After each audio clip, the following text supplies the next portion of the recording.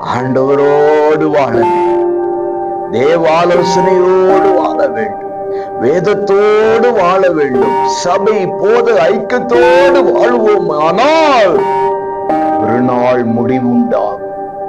அந்த முடிவு மகிமையாய் காணப்படும். பிரியமான அன்பு உறவுகளே, வல்லவராகிய ஏசப்பா உங்களை ஆசீர்வதிப்பாருங்க. சங்கீதம் 73:24 முடிவிலே என்னை மகிமையில் ஏற்றுக்கொள்வீர். அன்பு உறவுகளே, ஆரம்பம் அற்பமாக காணப்படலாம், காணப்படட்டும். ஆரம்பமே அமர்க்களம் வேண்டாங்க, ஆரம்பமே ஆடம்பரம் வேண்டாங்க.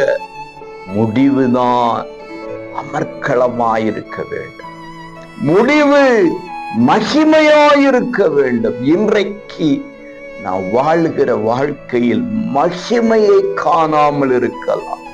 மகத்துவமான ஆண்டவர் எங்கோ தூரத்தில் நிற்பது போல் காணப்படலாம். ஆனாலும் இவைகளின் நடுவிலும் இவைகளின் மத்தியிலும் ஆண்டவரோடு வாழ வேண்டும், சபை போத ஐக்கியத்தோடு வாழ்வோம். ஆனால் ஒரு நாள் முடிவுண்டாகும். அந்த முடிவு மகிமையாய் காணப்படும். அந்த நாள் நான் மகிமையை காண்பேன். அந்த நாள் என் தேவன் தம்முடைய மகிமையில என்னை ஏற்றுக்கொள்வார் என்று எத்தனை பேர் நம்புகிறோம்? அப்படிப்பட்ட வாழ்க்கை வாழ்வோம், அவரோடு வாழ்வோம், அவரால் மகிமைக்குள் எடுக்கப்படுவோம்.